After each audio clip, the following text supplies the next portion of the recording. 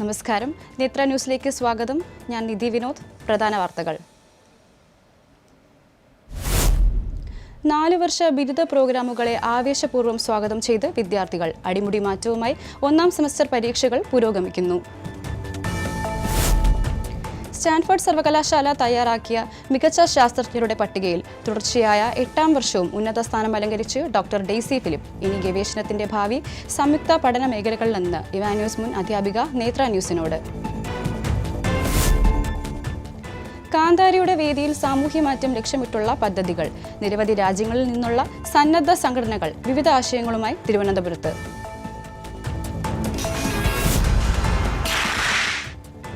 ദേശീയ ഷൂട്ടിംഗ് റാങ്കിങ്ങിൽ വിദർശ കെ വിനോദിന് 1ാം സ്ഥാനം. ലക്ഷ്യം ഒളിമ്പിക്സ് മെഡലെന്ന് വിദർശ.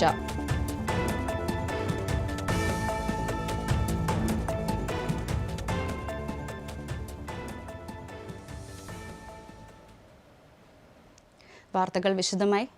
4 വർഷ ബിരുദ പ്രോഗ്രാമുകളുടെ ക്ലാസുകൾ പുരോഗമിക്കുമ്പോൾ വിദ്യാർത്ഥികൾ മാറ്റത്തെ ആവേശപൂർവ്വം സ്വാഗതം ചെയ്യുകയാണ്. പഠന മേഖലകളിലെ വൈവിധ്യമാണ് ഏവർക്കും പ്രിയങ്കരം. പരമ്പരാഗത രീതിയിലല്ല പല ക്ലാസുകളും. കുട്ടികൾക്ക് നിരവധി പ്രായോഗിക പരിശീലന പരിപാടികൾ, ക്ലാസ് റൂമുകളിൽ ചർച്ചകൾ, പാഠഭാഗങ്ങൾ കാണാപ്പാഠം പഠിച്ചു തീർക്കുന്നതിനേക്കാൾ ഉപരിയായി പ്രായോഗിക പ്രശ്നങ്ങൾക്ക് പരിഹാരം കാണലാണ് വിദ്യാർത്ഥികൾ ഏറെ ആസ്വദിച്ച് ചെയ്യുന്നത്. കാരണം എല്ലാവരുടെയും അഭിരുചിക്ക് അനുസരിച്ചിട്ടുള്ളതായിരിക്കില്ല ഇപ്പോൾ ഡിഗ്രിക്ക് പഠിക്കാനായിട്ടൊരു അവസരം കിട്ടുന്നത്. അതേസമയം അഭിരുചിയുമായി ബന്ധപ്പെട്ട കാര്യങ്ങൾ ഓപ്ഷനുകൾ ഈ വർഷത്തെ FIUG പ്രോഗ്രാം അനുസരിച്ചിട്ടുള്ള ഓപ്ഷനുകളിൽ കൂട്ടിച്ചേർത്തത് ഈ ഒരു പാഠ്യപദ്ധതിയെ വളരെയധികം ഭംഗി കൂട്ടുന്നു. ഒരുപാട് ഉപയോഗങ്ങളുണ്ട്. ഇപ്പം 24 ക്രെഡിറ്റ് 3 സെം കഴിയുമ്പോൾ ഏതെങ്കിലും ഒരു പർട്ടിക്കുലർ ഡിപ്പാർട്ട്മെൻറ്റിൻ്റെ മൈനർ 1 ഉം 2 ഉം കിട്ടുവാണെങ്കിൽ നമുക്ക് ആ ഡിപ്പാർട്ട്മെൻറ്റിൽ മാറാം. ഈ എടുത്ത മൈനർ ശരിയായില്ലെങ്കിൽ അടുത്തൊരു ഏറ്റവും ക്രെഡിറ്റ് കിട്ടുന്ന ഈ ഡിപ്പാർട്ട്മെൻറ്റിൻ്റെ മൈനറിനാണോ അത് നമുക്ക് മേജർ സബ്ജക്റ്റ് ആക്കി എടുക്കാം. അങ്ങനെ ഒരു യൂസസ് ഉണ്ട്. പക്ഷേ ഇപ്പം ആസ് എ സ്റ്റുഡൻറ്റ് നോക്കുമ്പോൾ ക്ലാസ്സുമായിട്ടൊരു യൂണിറ്റ് വരുന്നില്ല. ഈ 4 മണിക്കൂർ മാത്രമാണ് ക്ലാസ് ഇരിക്കുന്നത്. 4 വർഷ ബിരുദ കോഴ്സുകളിലേക്ക് 1ാം വർഷ ബിരുദ വിദ്യാർത്ഥികൾ ഏറെ ആശങ്കകളോടെയാണ് പ്രവേശനം നേടിയത്. തിരഞ്ഞെടുത്ത പ്രധാന വിഷയത്തിലെ ഒരു പേപ്പർ മാത്രമേ ആദ്യ സെമസ്റ്ററിൽ പഠിക്കുന്നുള്ളൂ. സ്വന്തം ഡിപ്പാർട്ട്മെന്റുകളിൽ ഇരിക്കാൻ ആർക്കും സമയമില്ല. പക്ഷേ ആദ്യ സെമസ്റ്ററിലെ ക്ലാസുകൾക്ക് ശേഷം ഏവരും ഈ മാറ്റത്തെ കൈനീട്ടി സ്വാഗതം ചെയ്യുകയാണ്. നോർമലി പണ്ട് ചേച്ചിമാർ പറഞ്ഞിരുന്ന ഒരു തിയറി മാത്രം പഠിച്ചു പോകുന്നതല്ല, ഞങ്ങൾക്ക് ഫീൽഡ് വർക്ക് പുറത്തിറങ്ങി വർക്ക് ചെയ്യാനായിട്ടൊക്കെ സാറ് പറയുന്നുണ്ട് കാര്യങ്ങൾ. പക്ഷേ അത് നല്ലതാണ്. കാരണം തിയറി ബുക്ക് മാത്രം പഠിച്ചിട്ട് കാര്യമില്ലല്ലോ. നമുക്ക് പ്രാക്ടിക്കൽ നോളജ് കുറച്ച് കിട്ടുന്നുണ്ട്, ഇല്ല എന്നല്ല. ആ ഏരിയയിലേക്ക് ഇമ്പോർട്ടൻസ് കൊടുക്കുന്നുണ്ട്. മാർക്കൊക്കെ അതിനനുസരിച്ചിട്ടാണ് നമുക്ക് വരുന്നത്. അപ്പോൾ മാത്സ് ചില കുട്ടികൾക്ക് വളരെ പ്രയാസമായിട്ടാണ് ചിലർ പറയുന്നത്. അല്ലെങ്കിൽ കെമിസ്ട്രി പഠിക്കാൻ അവർക്ക് വലിയ ഇൻട്രസ്റ്റ് ഉണ്ടാവില്ല, അല്ലെങ്കിൽ കമ്പ്യൂട്ടർ സയൻസ് പഠിക്കാൻ അവർക്ക് ഇൻട്രസ്റ്റ് ഉണ്ടാവില്ല. അപ്പോൾ ആ ഒരു കേസ് വരുമ്പോഴത്തേക്ക് ഇപ്പോൾ പുതിയൊരു സ്കീം വരുമ്പോഴത്തേക്ക് അവർക്ക് ഇഷ്ടമുള്ള ഒരു കോഴ്സ് മീൻസ് ഫിസിക്സ് പഠിക്കുന്ന ഒരു കുട്ടിക്കും പൊളിറ്റിക്സോ എക്കണോമിക്സോ ഒക്കെ പഠിക്കാൻ, അല്ലെങ്കിൽ മറ്റേതെങ്കിലും ഒരു സബ്ജക്റ്റ് അല്ലെങ്കിൽ ഇംഗ്ലീഷ് പഠിക്കാൻ ഒക്കെ ഉള്ള ഒരു ഓപ്ഷൻ തുറന്നു കിട്ടുന്നെന്ന് പറയുന്നത് വളരെ വലിയൊരു കാര്യമല്ലേ. പഠന വിഷയങ്ങളുടെ ഉള്ളടക്കം സാമൂഹ്യ ബന്ധം ഉറപ്പിക്കുന്നതാണ്. നിയമസാക്ഷരത, വിമർശനപരമായി ചിന്തിക്കൽ, മൂർത്തമായ പ്രശ്നങ്ങൾക്ക് പരിഹാരം കാണൽ, വ്യത്യസ്തമായ ആലോചനകളെ പ്രോത്സാഹിപ്പിക്കൽ തുടങ്ങിയവയൊക്കെ 4 വർഷ ബിരുദ കോഴ്സുകളുടെ പ്രത്യേകതയാണ്. തിയറി എന്നൊരു ഭാഗം മാറിയിട്ട് applicable side, analytical side, creative side ഇതിലേക്കൊക്കെ ചെല്ലുകയും ഇപ്പം ഞാൻ പഠിപ്പിക്കുന്ന കോഴ്സുകളിലാണെങ്കിലും ഇപ്പോൾ പൊളിറ്റിക്സ് ആണ്. അപ്പോൾ പൊളിറ്റിക്സുമായിട്ട് ബന്ധപ്പെട്ടിട്ടുള്ള കാര്യങ്ങളിലാണെങ്കിലും direct analysis, real time analysis ഇറങ്ങിയിട്ടുള്ള കാര്യങ്ങളുണ്ടാവുക, അവരുടെ അഭിപ്രായ രൂപീകരണത്തിന് ശക്തി കൊടുക്കുക, ഇങ്ങനെയുള്ള കാര്യങ്ങളൊക്കെ തന്നെ നമ്മൾ ഒരു തിയറിറ്റിക്കൽ അപ്രോച്ചിന് അപ്പുറത്തേക്ക് ഒരു അപ്ലൈഡ് സൈഡിലേക്ക് കൂടി സോഷ്യൽ സയൻസിനെ കൊണ്ടുവരാനുള്ള സാധ്യത കൂടിയുണ്ട്. അപ്പം ഒരു ഓവറോൾ ഡെവലപ്മെന്റ് ആണ് നമ്മൾ ഉദ്ദേശിക്കുന്നത്. 3-ൽ നിന്ന് 4-ലേക്ക് ബിരുദ കോഴ്സുകൾ മാറിയപ്പോൾ മാറ്റങ്ങൾ ഏറെയാണ്. ഈ മാറ്റങ്ങൾ കേരളത്തിലെ വിദ്യാഭ്യാസ രംഗത്ത് ഒരു സുപ്രധാന പങ്ക് വഹിക്കുമെന്ന് തന്നെ നമുക്ക് പ്രതീക്ഷിക്കാം. മാർവാനീസ് കോളേജിൽ നിന്നും ക്യാമറ പേഴ്സൺ അഖിലിനൊപ്പം സുബിന, നേത്ര TV, മാർവാനീസ് കോളേജ്. സ്റ്റാൻഫോർഡ് സർവകലാശാല തയ്യാറാക്കിയ മികച്ച ശാസ്ത്രജ്ഞരുടെ പട്ടികയിൽ തുടർച്ചയായ 8ാം വർഷവും ഉന്നത സ്ഥാനം അലങ്കരിച്ച് ഡോക്ടർ ഡെയ്സി ഫിലിപ്പ്. ഇനി ഗവേഷണത്തിന്റെ ഭാവി സംയുക്ത പഠന മേഖലകളിൽ നിന്ന് ഇവാന്യൂസ് മുൻ അധ്യാപിക നേത്ര ന്യൂസിനോട്. സ്റ്റാൻഫോർഡിന്റെ മികച്ച 2% ശാസ്ത്രജ്ഞരുടെ പട്ടിക എന്നത് അതത് മേഖലകളിൽ ഏറ്റവും കൂടുതൽ ഉദ്ധരിക്കപ്പെടുന്ന പണ്ഡിതന്മാരുടെ ഒരു റാങ്കിംഗ് ആണ്. ഒന്നിലധികം ശാസ്ത്രമേഖലകളിലോ ഉപമേഖലകളിലോ ഉടനീളമുള്ള ഉദ്ധരണി സ്വാധീനത്തിൻ്റെ വിശകലനത്തെ അടിസ്ഥാനമാക്കിയിട്ടുള്ളതാണ് ഈ റാങ്കിംഗ്. 2024 സ്റ്റാൻഫോർഡ് തിരഞ്ഞെടുത്ത ലോകമെമ്പാടുമുള്ള മികച്ച 2% ഗവേഷകരിൽ 5352 ഇന്ത്യൻ ശാസ്ത്രജ്ഞരെ അംഗീകരിച്ചു. ഇതിൽ ഒരാളാണ് മലയാളി കൂടിയായ ഡെയ്സി ഫിലിപ്പ്. ഈ നേട്ടം യുവ ഗവേഷകർക്കും വിദ്യാർത്ഥികൾക്കും പ്രത്യേകിച്ച് കെമിക്കൽ ഫിസിക്സ് മേഖലയിലുള്ള എല്ലാവർക്കും പ്രചോദനമായ ഒന്നാണ്. ഈ ബയോ നാനോ മെറ്റീരിയൽസ് പഠിക്കുമ്പോൾ കുറെ ബയോളജി അറിഞ്ഞിരിക്കണം. പ്ലാന്റ് മെറ്റീരിയൽസ് ആകുമ്പോൾ ബോട്ടണിയുമായിട്ട് റിലേറ്റഡാണ്. അപ്പോൾ എല്ലാ സയൻസും റിലേറ്റഡ് ആണ്. ഒന്നിനും ഇൻഡിപെൻഡൻ്റ് ആയിട്ട് നിൽക്കാൻ പറ്റുമെന്ന് എനിക്ക് തോന്നുന്നില്ല. കൺഗ്രാറ്റുലേഷൻസ് ഒക്കെ അയച്ചു. Students are very happy. അവർക്കും ഇതിൻ്റെ അകത്തൊരു കോൺട്രിബ്യൂഷൻ എന്തെങ്കിലുമൊക്കെ അവർക്കും ചെയ്യാൻ പറ്റി. പക്ഷെ ഞാനൊന്നും ഒരിക്കലും അത് പ്രതീക്ഷിച്ചതല്ല. എന്തോ ഞാൻ ചെയ്ത് എന്തോ കുറച്ച് ലക്ക് ഫാക്ടർ ഉണ്ടായിരിക്കാം. ഇങ്ങനെ ഒരു ഫീൽഡിലേക്ക് ഞാൻ ഡൈവേർട്ട് ചെയ്തു പോയി. ആദ്യമേ അത് ചെയ്യാൻ പറ്റി. അതുകൊണ്ടാണ് നമ്മൾ ആദ്യം റിപ്പോർട്ട് ചെയ്യുന്ന പേപ്പറിന് ഒരുപാട് സൈറ്റേഷൻ കിട്ടി, ഒരുപാട് ആളുകൾ ശ്രദ്ധിക്കും. കുറേ വർഷം കഴിഞ്ഞാകുമ്പം ഇതിലും നല്ല വർക്ക് ചെയ്താൽ പോലും ചിലപ്പോൾ അത്രയും ഇമ്പാക്റ്റ് ഉണ്ടാകണമെന്നില്ല. ഇനിയും ഗവേഷണങ്ങളിൽ അനേകം നേട്ടങ്ങൾ ഡെയ്സി ടീച്ചർക്ക് കൈവരിക്കാൻ സാധിക്കട്ടെ എന്ന് പ്രത്യാശിച്ചുകൊണ്ട് അഭിനന്ദനങ്ങൾ നേരുന്നു. ക്യാമറാമാൻ റോയി ജെ ആന്റണിക്കൊപ്പം ആദിനാഥ് സുകുമാർ, നേത്ര ന്യൂസ്. പാർശ്വവൽക്കരിക്കപ്പെട്ട സമൂഹങ്ങൾക്ക് കൈത്താങ്ങേകാൻ നൂതനമായ ആശയങ്ങൾക്ക് വേദിയൊരുക്കുകയാണ് കാന്താരി. തിരുവനന്തപുരം വെള്ളായണിയിൽ പ്രവർത്തിക്കുന്ന കാന്താരി ആഗോളതലത്തിൽ പ്രവർത്തിക്കുന്ന സന്നദ്ധ സംഘടനകൾക്ക് മാർഗനിർദ്ദേശം നൽകി വരുന്നു. പാർശ്വവൽക്കരിക്കപ്പെട്ട സമൂഹങ്ങൾക്ക് കൈത്താങ്ങേകാൻ നൂതനമായ ആശയങ്ങൾ അവതരിപ്പിക്കാനുള്ള വ്യക്തികളുടെയും സന്നദ്ധ സംഘടനകളുടെയും ശ്രമങ്ങൾക്ക് ദൃശ്യത കൂട്ടാനുള്ള ശ്രമത്തിലാണ് കാന്താരി. കാന്താരിയുടെ ഈ വർഷത്തെ സ്പ്രെഡ് ദ സ്പൈസ് എന്ന എക്സ്പോയിൽ 22 സന്നദ്ധ സംഘടനകൾ പങ്കെടുത്തു. കൂടുതൽ പേരും ആഫ്രിക്കയിൽ നിന്നുള്ളവർ. ഉഗാണ്ടയിൽ നിന്നെത്തിയ ഡേവിഡ് വൈ ഭിന്നശേഷിയുള്ളവരുടെ ഉന്നമനത്തിനായി പ്രവർത്തിക്കുകയാണ്. I am a Ugandan by nationality, and I'm in India undertaking a leadership training program that is being organized by Kantari. Kantari is an international organization that builds capacity of people who are visionary, people who have ideas of changing the world. അങ്കോളയിൽ നിന്ന് കാന്താരിയുടെ എക്സ്പോയിലെത്തിയ എനോക് the കാർവാലോയ്ക്ക് വ്യത്യസ്തമായ ഒരു പ്രശ്നമാണ് അവതരിപ്പിക്കാനുള്ളത്. കനികളിൽ പണിയെടുക്കുന്നതിനിടെ അംഗഭംഗം വന്നവരുടെ എണ്ണം അങ്കോളയിൽ വളരെ കൂടുതലാണ്. അവർക്കിടയിലാണ് എനോക് പ്രവർത്തിക്കുന്നത്. അവർക്കായി ഒരു വാഹനം ഡിസൈൻ ചെയ്യാനുള്ള ശ്രമത്തിലാണ് Carvalho. We are founders of different organizations into disabilities, women empowerment, children. So Kantari is a place where all the leaders around the world, they come to get trained, to get skills, to get prepared to go to the world and make change. കേരളത്തിൽ നിന്നുമുള്ള അനന്തകൃഷ്ണനും വ്യത്യസ്തമായ ആശയം അവതരിപ്പിച്ചു. എൻ്റെ പേര് അനന്തകൃഷ്ണനാണ്. ഞാൻ പരിപാടിയുടെ കോർഡിനേറ്ററാണ്. നമ്മൾ ഫയർപ്ലേസ് എന്ന് പറയുന്നത് NGO ആണ്. കാസർഗോഡ് ബേസ്ഡ് ആയിട്ടുള്ള NGO ആണ്. കാസർഗോഡുള്ള യൂത്തിനു വേണ്ടി പ്രവർത്തിക്കുന്ന ഒരു NGO ആണ്. യൂത്തിലൂടെ കാസർഗോഡിൻ്റെ ഡെവലപ്മെൻറ്റ് എങ്ങനെ ചെയ്തെടുക്കാറുണ്ട്, അതായത് യൂത്തിനെ എങ്ങനെ ഡെവലപ്പ് ചെയ്യാം, യൂത്ത് എംപവർമെൻ്റ് ആണ്. വോളണ്ടിയറിംഗ് ആണ് നമ്മൾ മെയിനായിട്ട് ചെയ്തു വരുന്നത് ആക്ടിവിറ്റി എന്ന് പറയുന്നത്.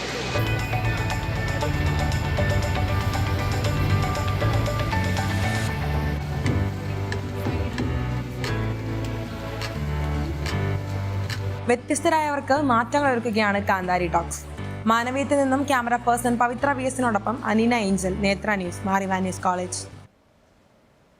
ബംഗളൂരുവിലെ കബ്ബൺ റീഡ്സിൻ്റെ മാതൃകയിലുള്ള തിരുവനന്തപുരത്തെ വായനാ സമൂഹം നിശബ്ദ വിപ്ലവം സൃഷ്ടിക്കുകയാണ്. മൊബൈൽ ഫോൺ, പുസ്തക വായനാശീലം കവരുന്ന കാലത്തെ ഈ വ്യത്യസ്ത കൂട്ടായ്മയെക്കുറിച്ചുള്ള റിപ്പോർട്ടിലേക്ക്. തിരുവനന്തപുരം മ്യൂസിയം കോമ്പൗണ്ടും മൃഗശാലയും അടങ്ങുന്ന പ്രദേശത്തെ നഗരത്തിൻ്റെ ശ്വാസകോശം എന്നാണ് വിശേഷിപ്പിക്കാറുള്ളത്. വായനയുടെ ശുദ്ധവായുവിനും ഇപ്പോൾ ഇവിടെ ധാരാളിത്തം. ബംഗളൂരുവിൽ 300 ഏക്കറിലേറെ പരന്നു കിടക്കുന്ന കബ്ബൺ പാർക്കിൽ രൂപപ്പെട്ട പുസ്തകപ്രേമികളുടെ കൂട്ടായ്മ തിരുവനന്തപുരത്തിനും മാതൃകയായി. എല്ലാ ശനിയും രാവിലെ 8 മണി മുതൽ 11 മണി വരെ ഇവിടെ നിരവധി പേർ പുസ്തകങ്ങളുമായി എത്തുന്നു. മരത്തണലുകൾക്കൊപ്പം അവർ വായനയുടെ വസന്തവും സ്വന്തമാക്കുന്നു. പ്രത്യേകിച്ച് യോഗങ്ങളോ സംസാരമോ ഒന്നുമില്ല. ആർക്കും വരാം, ഇവിടെ ഇരുന്ന് വായിക്കാം. എല്ലാവരും കൂടുന്ന ഒരു സമയത്ത് ഇതേപോലെ ഏതെങ്കിലും ഒരു പാർക്കിലോ മറ്റോ ഇരുന്ന് വായിക്കുന്നു. സൈലൻറ്റ് റീഡിംഗ് ആണ്. ബുക്ക് ഡിസ്കസ് ചെയ്യണമെന്നോ അങ്ങനെ ഒന്നുമില്ല. വരുന്നു, വായിക്കുന്നു. ചിലപ്പോൾ ഞങ്ങൾ എല്ലാവരും കൂടെ ഒരുമിച്ച് ഒരു ചായ കുടിച്ചിട്ട് പിരിയും. പക്ഷെ അത് നിർബന്ധമൊന്നുമില്ല. ജസ്റ്റ് വന്ന് വായിച്ചിട്ട് പോകണം എന്നുള്ളവർ വായിച്ചിട്ട് പോകും, അത്രേ ഉള്ളൂ. ഡിജിറ്റൽ യുഗത്തിലും പുസ്തകത്തിൻ്റെ മണവും അനുഭവവും ഒന്ന് വേറെ തന്നെയെന്ന് ഇവർ സാക്ഷ്യം പറയും. പുസ്തക ചർച്ചകളൊക്കെ അനൗപചാരികമാണ്. ഞാൻ ഇവിടെ ടെക്നോ പാർക്കിൽ വർക്ക് ചെയ്യാം. അപ്പോൾ ഇങ്ങനെ ഒരു കമ്മ്യൂണിറ്റി ഉണ്ടെന്ന് എൻ്റെ കൊലീഗ് പറഞ്ഞിട്ടാണ് ഞാൻ അറിയുന്നത്. കുറേ കാലം എനിക്ക് വരാൻ പറ്റിയില്ലായിരുന്നു. ഇങ്ങനെ കാണും, രാവിലെ എണീറ്റ് വരണം, അതുകൊണ്ട് ഇങ്ങനെ വരില്ലായിരുന്നു. പിന്നെ ലൈക്ക് സഡൻലി ഇമ്പൾസീവ് ഒരു ദിവസം വരാം എന്ന് പറഞ്ഞിട്ട് അങ്ങനെ വന്നു.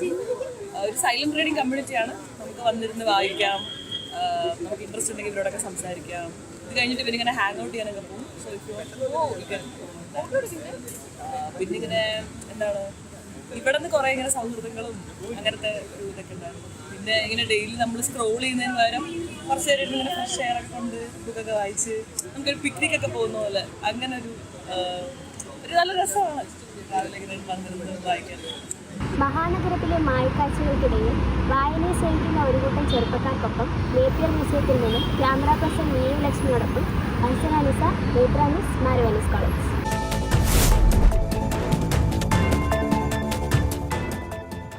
ഓർഗാനിക് വിഭവങ്ങളുമായി എല്ലാ ബുധനാഴ്ചയും ബോട്ടണി ഡിപ്പാർട്ട്മെന്റ്.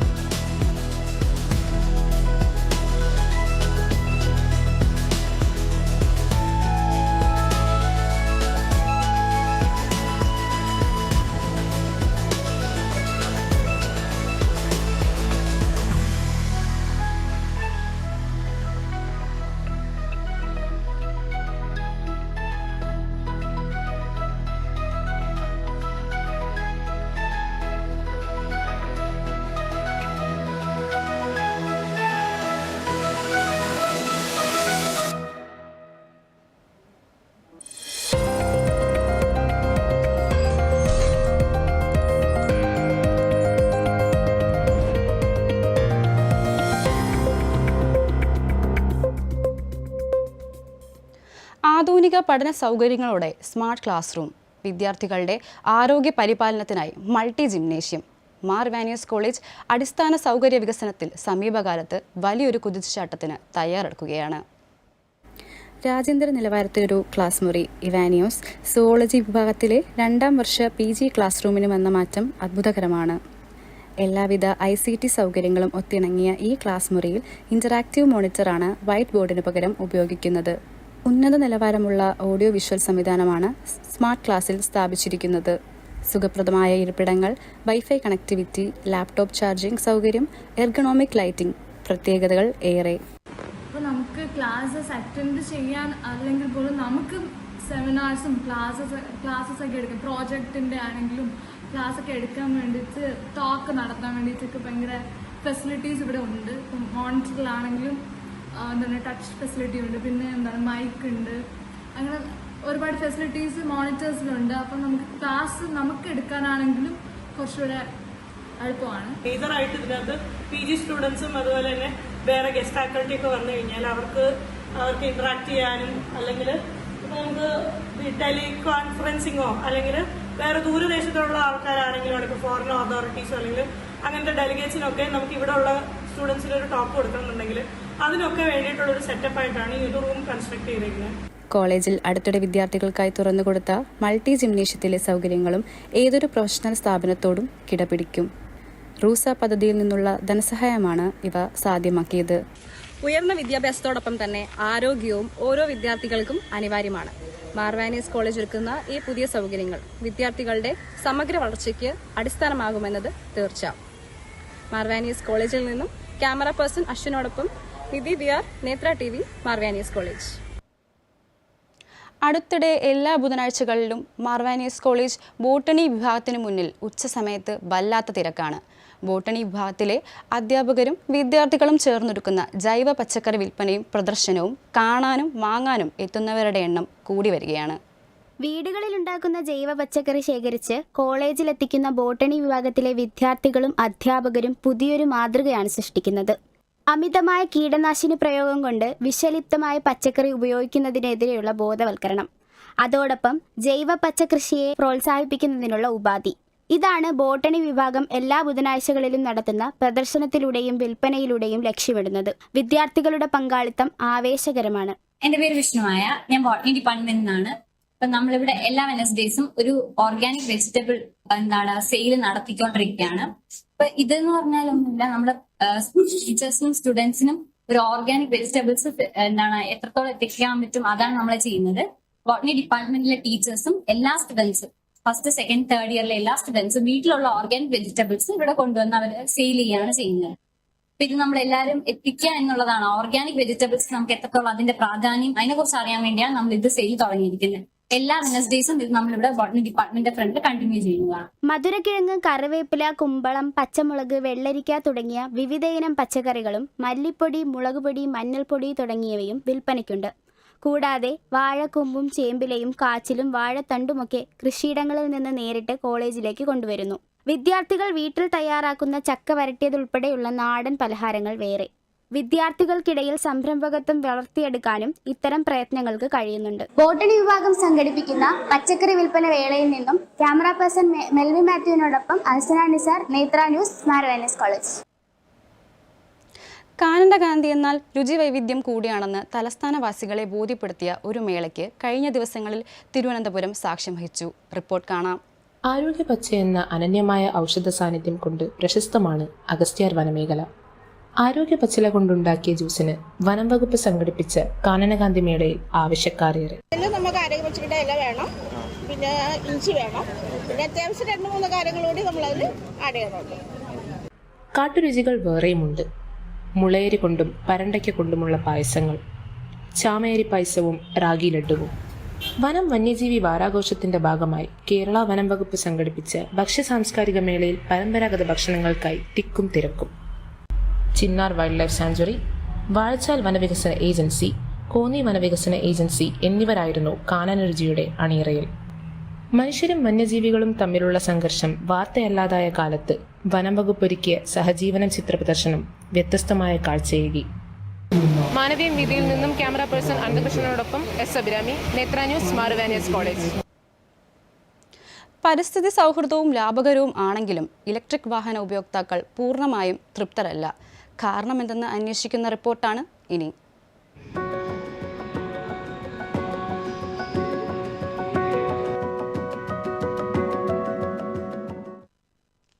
കേരളത്തിലൊട്ടാകെ 4 ചക്ര വാഹനങ്ങൾക്കായി 63 DC ചാർജിംഗ് സ്റ്റേഷനുകളാണ് KSEB സ്ഥാപിച്ചിരിക്കുന്നത്.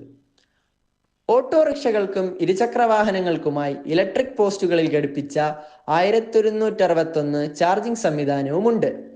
ഇത് തീരെ അപര്യാപ്തമാണെന്നാണ് ഉപഭോക്താക്കളുടെ അഭിപ്രായം. KSEB സംവിധാനങ്ങൾ ഏറെയും നഗരങ്ങളെ കേന്ദ്രീകരിച്ചാണെന്നതും പോരായ്മയാണ്. വാഹനങ്ങളിലെ ബാറ്ററികൾ പെട്ടെന്ന് കേടാവുന്നതാണ് മറ്റൊരു പരാതി. ബാറ്ററി മാറ്റിവെക്കാൻ വൻ തുക ചിലവാക്കണം. ബാറ്ററി നിർമ്മാണവും റീസൈക്ലിങ്ങും പൂർണ്ണമായും പരിസ്ഥിതി സൗഹൃദമല്ലെന്ന് വിദഗ്ധർ പറയുന്നു. എല്ലായിടത്തും സ്റ്റേഷൻസ് ഇല്ല. ട്രിവാൻഡ്രത്ത് തന്നെ എടുത്താൽ ബേസ് ട്രിവാൻഡ്രം സിറ്റിയിലായുള്ളത് 3-4 സ്റ്റേഷൻസാണ്. പിലാമൂട്, പിന്നെ ബേക്കർ ജംഗ്ഷൻ, നന്നങ്ങോട്, പിന്നെ ദിവസംപോട്, പിന്നെ കഴക്കൂട്ടമൊക്കെ എപ്പോഴും പോകണമെന്നില്ലല്ലോ. സിറ്റി ഏരിയാസ് ഇതൊക്കെ ഉള്ളൂ. എപ്പോഴും ഇല്ല. കഴക്കൂട്ടമാകുമ്പോൾ എല്ലായിടവും ഉണ്ട്. പക്ഷെ ചെന്ന് കയറുമ്പോൾ ഏതെങ്കിലും വണ്ടി കാണും. അതുള്ളതുകൊണ്ട് പറയാൻ പറ്റില്ല. ഡിപ്പെൻസ് ആണ്. ഇലക്ട്രിക് വാഹനങ്ങൾക്ക് നേട്ടങ്ങളെന്നുള്ളതുപോലെ കോട്ടങ്ങളുമുണ്ട്. ഇവയെല്ലാം ഉപഭോഗത്തിനായി സ്വീകരിക്കുന്ന ഉപഭോക്താക്കൾ ഇതെല്ലാം നോക്കുന്നത് നല്ലതായിരിക്കും. ക്യാമറ പേഴ്സൺ അഭിരാമിയോടൊപ്പം അഭിജിത്ത് നായറസൽ, നേത്ര ന്യൂസ്, മാർവാനീസ് കോളേജ്. വീണ്ടും ഒരു ഇടവേളയ്ക്ക് ശേഷം അഗസ്ത്യം കളരിയിലെ ശ്യാംകുമാറിനെയും ഇയോസിനെയും പരിചയപ്പെടാം.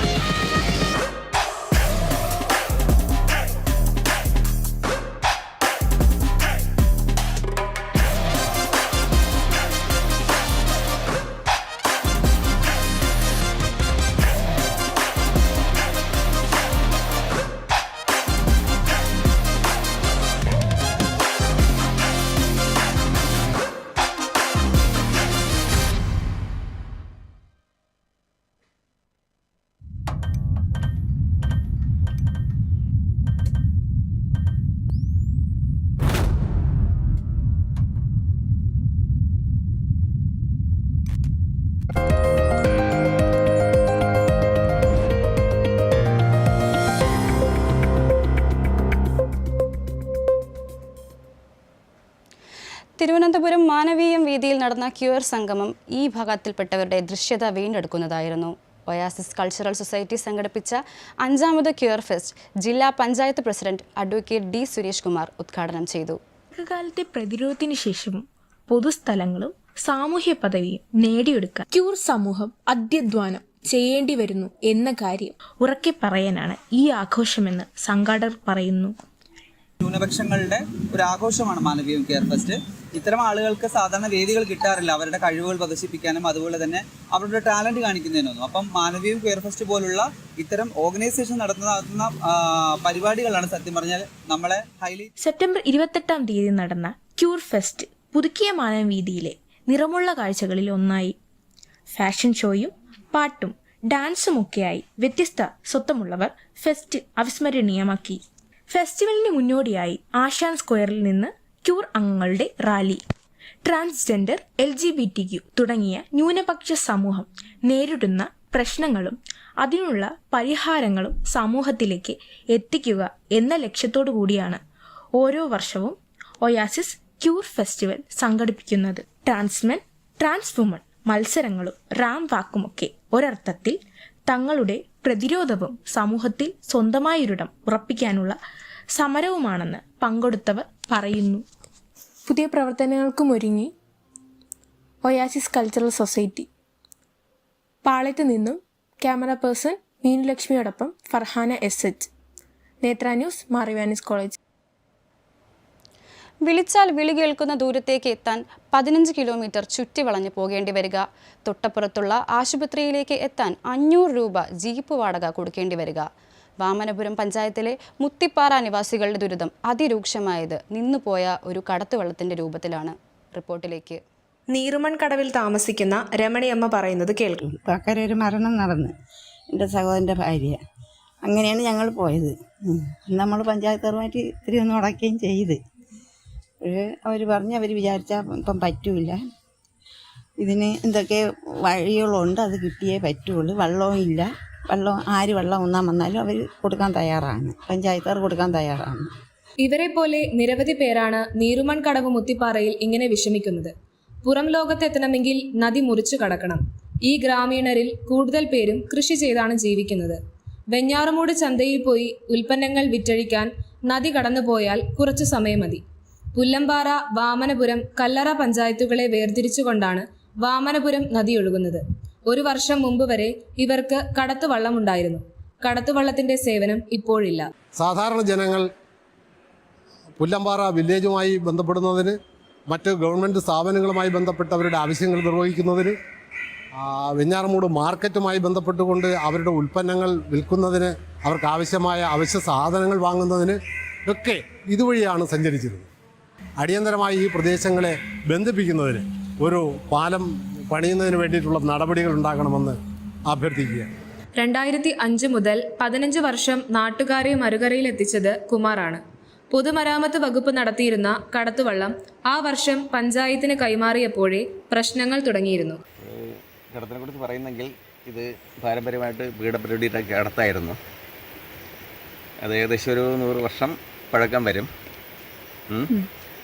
അപ്പോഴത് ഏകദേശം 2005 ഡിസംബർ 1 വരെ PWD ആയിരുന്നു. അത് കഴിഞ്ഞിട്ട് അധികാര വികേന്ദ്രീകരണത്തിൻ്റെ ഭാഗമായിട്ട് അത് പഞ്ചായത്തിന് മാറ്റി കൊടുത്തു. അപ്പോൾ പഞ്ചായത്ത് ഏകദേശം 3 മാസം വരെ നടത്തിയില്ല. പിന്നെ ഞാൻ തന്നെ നിരന്തരം കയറി ഇറങ്ങി അവിടെ നിർബന്ധിച്ച് അവിടെ ചെന്നപ്പോഴത്തേക്ക് അവർ പറഞ്ഞ് പേപ്പറൊന്നും കിട്ടിയില്ല എന്ന്. PWD പേപ്പർ അയച്ചിരുന്നു. അവിടെ നോക്കിയപ്പോഴത്തേക്ക് ചവിട്ടുകൊണ്ടേ കിടക്കുന്ന പേപ്പർ അവരത് വേസ്റ്റായി കളഞ്ഞു. അത് കഴിഞ്ഞിട്ട് നിരന്തരമായിട്ടുള്ള പ്രേരണ കൊണ്ടാണ് അവരായി ഏറ്റെടുത്ത് ഈ കടത്ത് ആദ്യം തുടങ്ങുന്നത്. ഇപ്പോൾ ബദൽ സംവിധാനം ഏർപ്പെടുത്താതെ പഞ്ചായത്ത് കടത്തുവള്ളം നിർത്തിയതോടെ മുത്തിപ്പാറക്കാരുടെ യാത്രാക്ലേശം രൂക്ഷമായി. കല്ലറയിൽ നിന്നും ക്യാമറ പേഴ്സൺ സാലിഹയോടൊപ്പം ലെന. നേത്ര ന്യൂസ്, മാർവാനീസ് കോളേജ്. തിരുവനന്തപുരം അഗസ്ത്യം കളരിപ്പയറ്റ് ഗുരുകുലത്തിന് ഏറെ പ്രത്യേകതകളുണ്ട്. പെൺകുട്ടികളെ ആയോധനകല പഠിപ്പിക്കുന്നതിൽ ഏറെ ശ്രദ്ധ പുലർത്തുന്ന ഈ സ്ഥാപനത്തിൽ കളരി അഭ്യസിക്കുന്ന ചിലരെ പരിചയപ്പെടാം. കളരിപ്പയറ്റിനെ അടുത്തറിയാൻ റഷ്യയിൽ നിന്നെത്തിയ നാടക കലാകാരിയാണ് ഇയോ സെനറ്റൽ. അഗസ്ത്യം കളരിയിൽ താമസിച്ചാണ് പഠനം. I'm from theatre, drama theatre.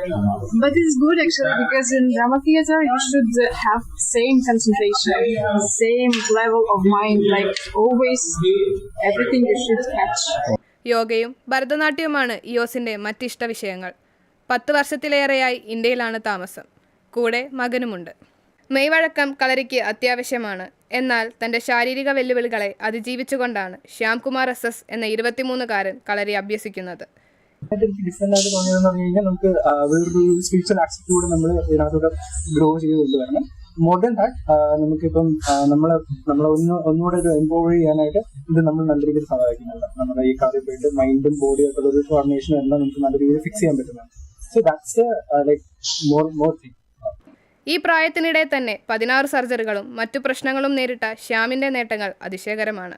Prosthetic leg ഉപയോഗിച്ച് 13,000 അടി ഉയരത്തിൽ നിന്ന് സോളോ സ്കൈ ഡൈവിംഗ് ചെയ്ത് ഏറ്റവും പ്രായം കുറഞ്ഞ വ്യക്തി എന്ന പദവിയോടെ ലിംക ഇന്റർനാഷണൽ ബുക്ക് ഓഫ് റെക്കോർഡ്സിൽ ഇടം നേടിയ ആളാണ് ശ്യാം.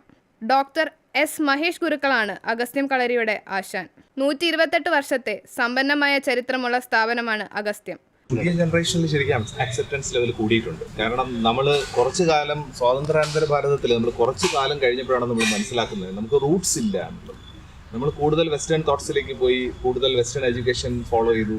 അത് എല്ലാ കാലത്തും നല്ലതാണ്. പക്ഷേ അതേസമയം റൂട്ടുകൾ ഇല്ലാതിരിക്കുക എന്ന് പറയുന്നത് വളരെ വലിയൊരു പ്രയാസമുള്ളൊരു കാര്യമാണ്.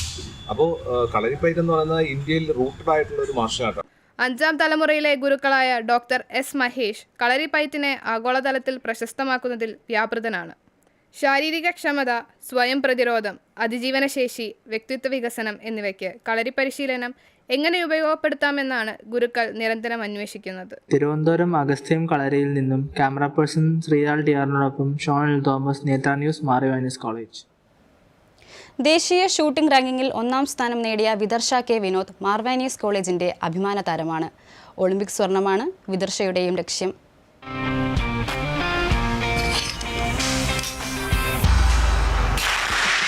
ചൂണ്ടുവിരലിനും കാഞ്ചിക്കുമിടയിലെ മർദ്ദത്തിന് തൂവൽ സ്പർശം.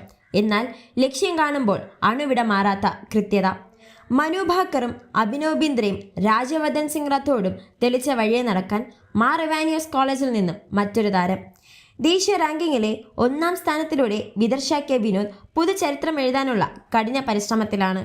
ഷൂട്ടിംഗ് എനിക്ക് വളരെ ഇഷ്ടപ്പെട്ടൊരു ഫീൽഡായിരുന്നു. ചെറുപ്പം തൊട്ടേ ഷൂട്ടിംഗ് ചെയ്യാൻ ഒരുപാട് ആഗ്രഹം ഉണ്ടായിരുന്നു. എന്നാൽ അതിനുള്ള ഓപ്പർച്യൂണിറ്റി കിട്ടാത്തതുകൊണ്ടാണ് ഷൂട്ടിംഗ് സ്റ്റാർട്ട് ചെയ്യാൻ ഒരുപാട് ലേറ്റ് ആയത്.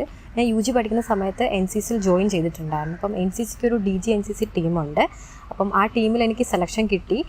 ഏകദേശം 1 ഇയർ ഞാൻ ഷൂട്ടിംഗ് NCCനെ റെപ്രസെൻറ്റ് ചെയ്തു. അതിനുശേഷം ഷൂട്ടിങ്ങിൽ എനിക്ക് ടാലൻ്റ് ഉണ്ട്, എനിക്ക് പ്രൊഫഷണൽ ആയിട്ട് ഷൂട്ടിംഗ് കണ്ടിന്യൂ ചെയ്യാൻ പറ്റുമെന്ന് മനസ്സിലാക്കിയപ്പോൾ ഞാൻ കേരള സ്റ്റേറ്റ് റൈഫിൾ അസോസിയേഷനിൽ മെമ്പർഷിപ്പ് എടുക്കുകയാണ് ചെയ്തത്. അതിനുശേഷം ഇപ്പം എൻ്റെ റാങ്കിങ് എന്ന് പറയുന്നത് ഇന്ത്യൻ ടീമിൽ ഫസ്റ്റ് റാങ്കാണ് എനിക്കുള്ളത്. 50 മീറ്റർ 3 പൊസിഷൻ വുമണിൽ.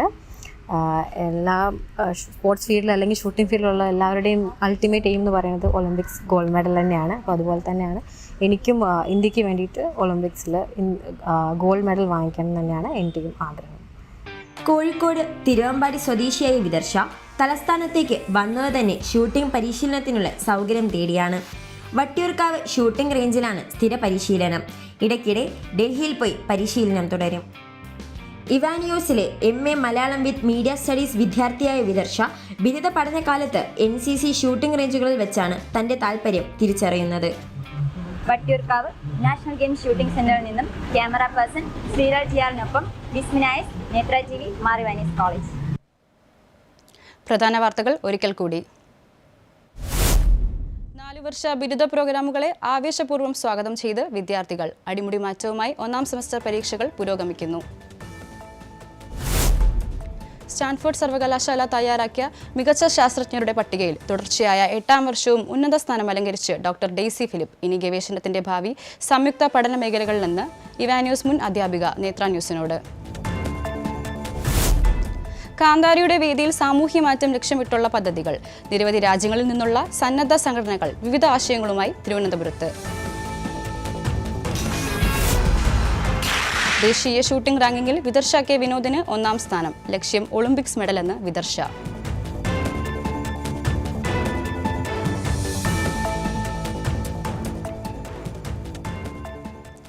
ഇനിയൊരു ഇടവേളയ്ക്ക് ശേഷം നേത്ര എക്സ്പ്രഷൻസ്.